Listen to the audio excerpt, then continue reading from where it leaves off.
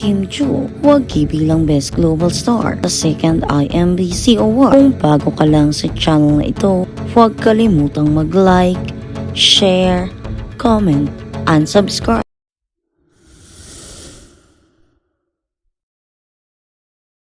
Wagi na naman si Kim Chu sa isang international award-giving body matapos siyang itanghal bilang Best Global Star sa ginanap na second IMBC Award. Todo pasasalamat naman si Kim sa kanyang mga tagahanga na walang sawang naglaan ng oras, effort, pagmamahal at suporta upang siya ay maipanalo sa online voting. Isinagawa ang voting para sa IMBC Award sa pamamagitan ng Idol Champ Up na nagtatapos noong August 9, 2026. Nakakuha si Kim ng 40.91 ng kabuoang boto para sa Best Global Star. Sa kanyang post sa X, makikita ang kanyang pagpapahalaga sa mga tagahanga na naging bahagi ng kanyang panibagong tagumpay.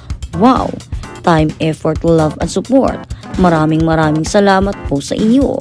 Sa ad ni Kim, hindi rin nagpahuli ang kanyang on-screen partner na si Paolo Avellino matapos siyang manalo bilang Outstanding Asian Star, kung saan nakakuha siya ng 43.63 ng boto. Dahil dito, muling pinatunayan ng Kim Pao fans ang kanilang lakas pagdating sa online voting. Bumaha naman ang pagbati mula sa kanilang supporters sa social media. Sa mga komento ng fans ay congrats Kimi, serve at congratulations Kimi, will always root for you and Paolo.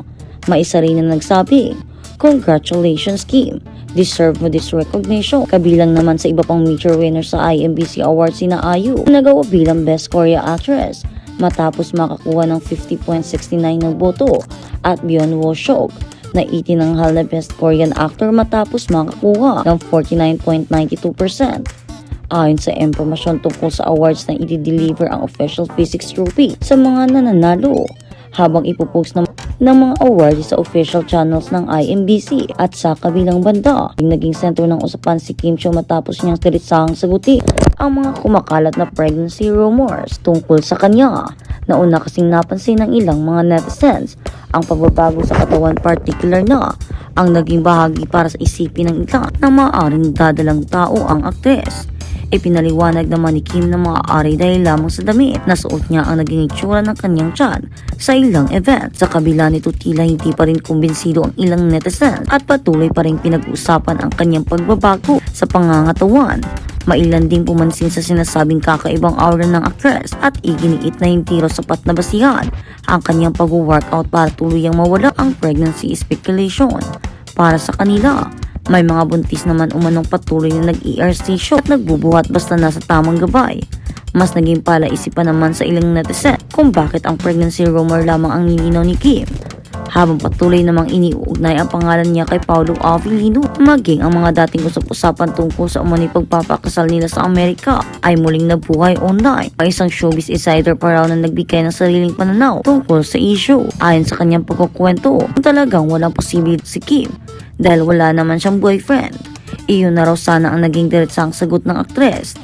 At sa kabilang balita, pinagsasama-sama ni Paolo Avellino ang gentle parenting at traditional na pamamaraan sa pagpapalaki sa kanyang anak na nasa edad teenager. Tumama ang aktor at marketing director ng PlaySpace na si Paolo Avellino sa kanyang mga kasosyo na negosyo sa seremonya ng ribbon cutting sa Ayala Malls, Vermosa, Manila, Philippines. Pagdating sa co-parenting o pagpapalaki sa anak kasama ang dating karelasyon si LJ Reyes, niyayakap ni Paolo Avellino ang kombinasyon ng gentle parenting at mas traditional na pamamaraan para sa kanyang anak na teenager na si Ethan Aquino. Sakto lang, I'm a mix of both. Pahayag ng aktor sa The Star ng tanungin kung siya ba ay isang estrekto o hands-on na ama sa gitna ng ribbon cutting ceremony.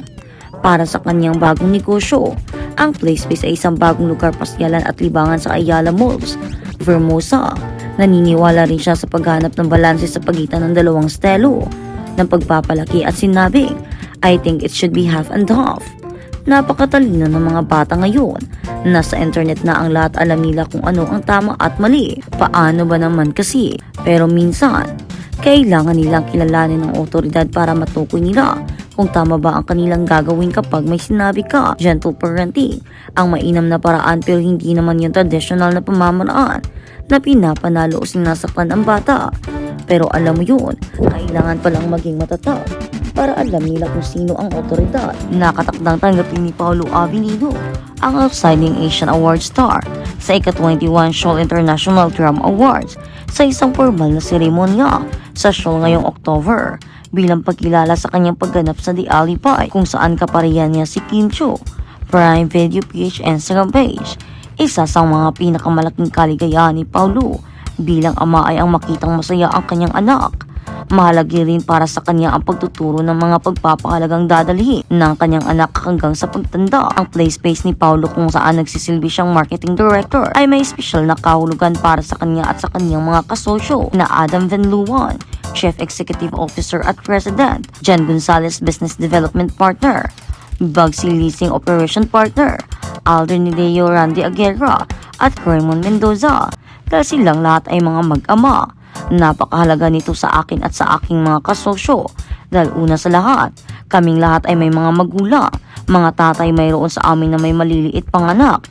Teenager na sa akin. Pero sa magagandang alaala ko noong bata pa anak ko, talagang gusto niyang pumunta sa mga play space o playground para maglaro, sabi ni Paulo. Sa pagbabalik tanaw sa kanyang sariling kabataan, binahagi rin niya ang isang karanasan na umubog sa kanyang desisyon na lumikha ng lugar kung saan maaaring magsaya ang mga bata ngayon nang hindi nakatutok sa mga screen. Tahimik ako noon, pero may mga kaibigan.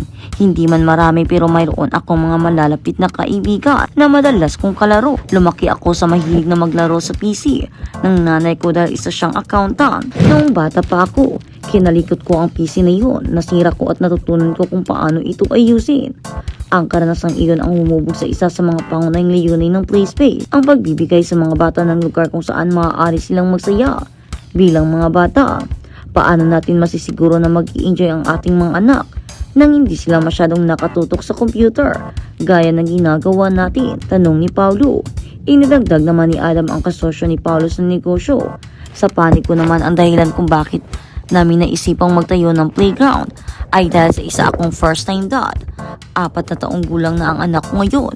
2 taon na ang nakalilipas na diagnose siya ng may GDD o Global Development Delay. Maaari itong mga hulugan na mayroon din siyang autism, di ba? Bilang mga tatay, talagang nag-aalala kami habang lumilipas ang panahon. Nakita namin na kailangan siya dahil sa mga lugar tulad ng playground para ma-expose siya sa ibang mga bata at makipag-interact sa kanila. Makakatulong talaga iyon sa kanila ayon sa pahayag sa media.